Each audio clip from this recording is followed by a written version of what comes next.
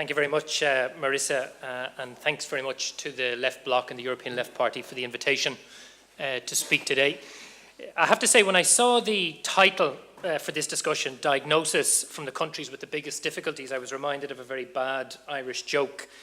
Three friends walk into a bar, an Irish, a Greek and a Portuguese comrade, probably on Halloween weekend, to try and see who can scare the other the most with stories of how the crisis is affecting their countries. And the Greek comrade says, yes, no, our situation is really scary. We have a debt to GDP ratio of somewhere in the region of 180%, and the impact of all of that on ordinary people is really scary. And the Irish guy, not very impressed with that, says, okay, so your debt to GDP ratio is higher than ours, but when we add commercial debt and household debt, we have the second highest indebtedness in the OECD, second only to Japan. Really, that's much more scary than what's going on in Greece. And then the Portuguese comrade leans over very quietly and says, yes, but we have Gasper the Ghost in the Ministry for Finance.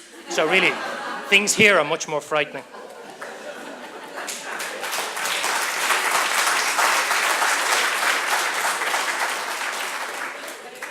I'm not an economist, and that used to be an apology at the start of these meetings, but increasingly not being an economist seems to be a good thing rather than a bad thing. But there's a sense in which we're becoming overwhelmed by both the speed of events and the sheer volume of information and numbers as this crisis has unfolded in the last 2 years. We've had 14 crisis summits. We have a temporary bailout mechanism, a permanent bailout mechanism. We have bailout programs in each of our countries, and we're probably going to have second bailouts, certainly in Greece and probably in Ireland, and hopefully not, but maybe in Portugal as well. And the numbers are just staggering. I mean, we now talk about billions as if they were small amounts of money in a way that we never did before. So what I really want to do is try and take a step back from all of that and just make some very simple points about what's not happening, what is happening, and what those of us who think there's a better way should be arguing. And the first point I want to make is Greece is not the problem.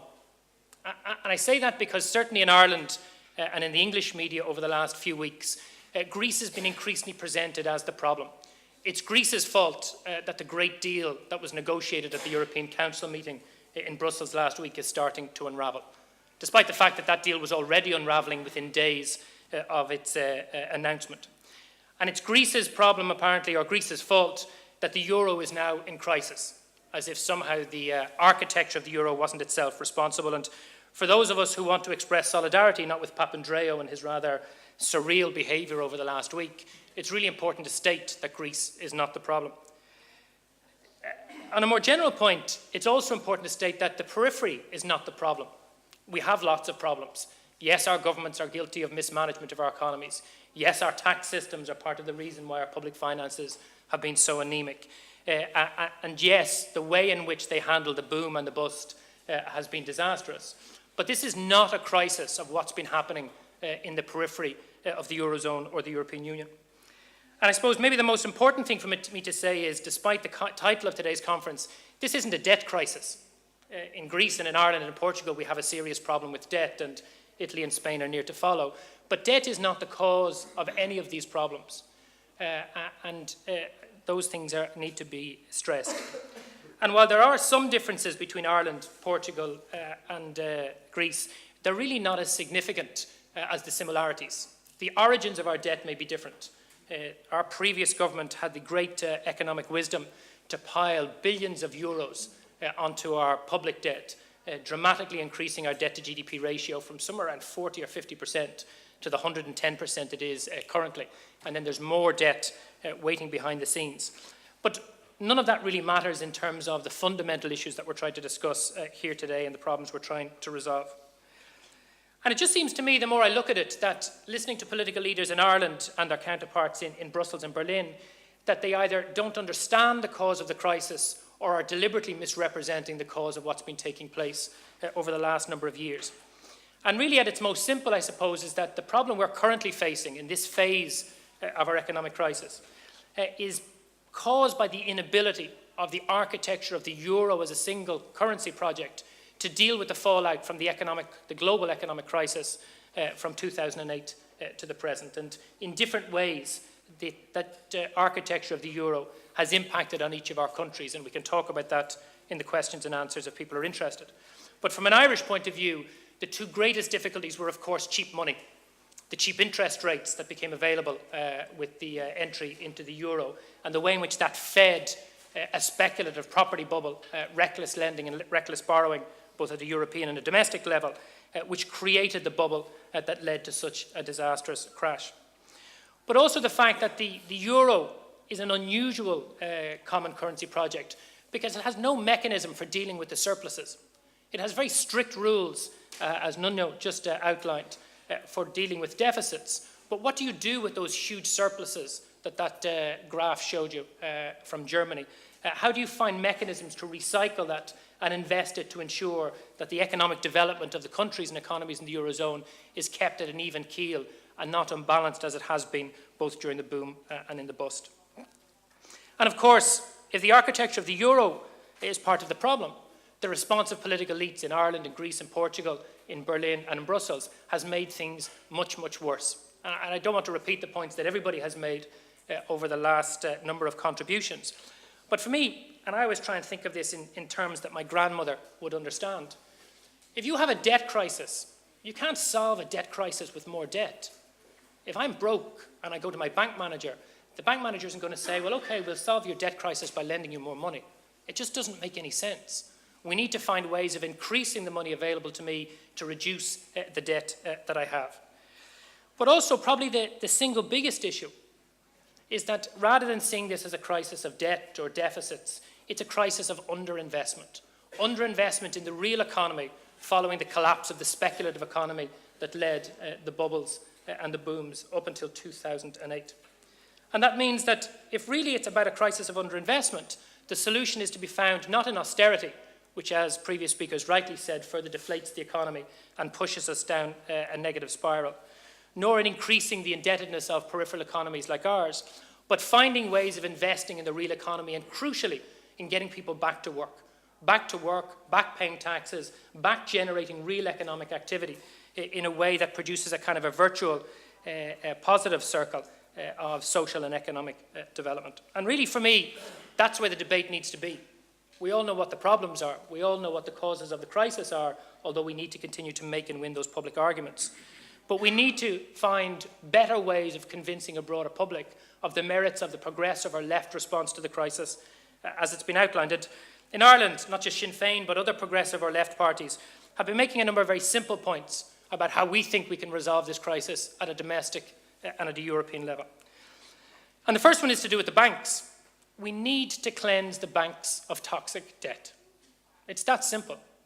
The stress tests conducted by the European Banking Authority only during the summer didn't take into account huge exposure to liabilities, whether to sovereign bonds or to all sorts of toxic derivatives hived off into special purpose vehicles so that the authority wouldn't adequately assess them. And the almost collapse of Dexia Bank there just about a month or so ago demonstrates a bank that was given a clean bill of health by the European Banking Authority only a couple of weeks later needing substantial injections of public money to keep it afloat. So we need new stress tests, compulsory stress tests across the EU banking system. And following those, we need write-downs of that private toxic debt. And until we do that, although in Ireland it's a little bit late because the state and the taxpayer has already filled that black hole, we're not going to be able to proceed investing in the real economy. The second then is we need to reduce the debt of the indebted countries, and there are different ways to do that. But very clearly, 120% debt to GDP ratio, which Greece might have in 10 years' time if the deal agreed by Papandreou and others in Brussels last week, isn't sustainable. You can't sustain and grow an economy with that level of debt, particularly when you consider the level of austerity that's going to be imposed on it.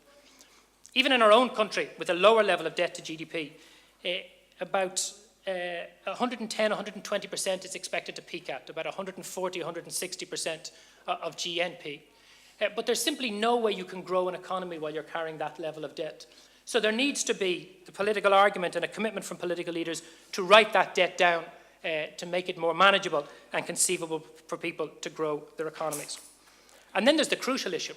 We need to generate the revenue to invest in jobs. And that requires, for example, in Ireland and Greece, significant tax reform to bring us closer to the EU averages of at least 35% of GDP, if not higher, to generate funds for investment. But it also requires the use of the European Investment Bank, a body that has substantial funds, 2 or 3 times the funds of the World Bank, to invest in social and economic development. Those funds need to be increased, but the way in which they're used needs to be changed to ensure that not just the peripheral economies, but the weaker regions of the Central European economies also see some real positive economic growth over the coming years. And then we also need to find a way of stabilising the euro, not through, exactly as Marisa said, through the disastrous proposals of the six-pack and further centralisation of fiscal powers and macroeconomic control, because that's part of the difficulties or part of the problem that's led us to where we are. But using the architecture of the treaties that are there, even the architecture of the treaties that we argued and campaigned and voted against, to try and stabilise the currency, to stabilise our economies, to get us on the other side of all of that, so we can actually get on with the project of what we're meant to be involved here in the left, which is not just addressing the crisis, but then making credible arguments and popularising support for a completely new model of social and economic development that's based not only on tackling levels of unemployment and indebtedness, but real social equality and real environmental sustainability. So my final comment is this, and I won't need any extra minutes if that's okay, is that in some senses, we need to start keeping all of this very, very simple. We need to start talking in language that my grandmother can understand. We need to start mixing humour and economics more so that when we make the arguments about reducing the debt and about increasing investment in the real economy, it makes complete sense. And once we start to do that, we'll see our political support increase and our ability to implement the kinds of solutions that we're talking about here increase dramatically. And only then we're going to see real solutions to the problems that face all of us. Thank you very much.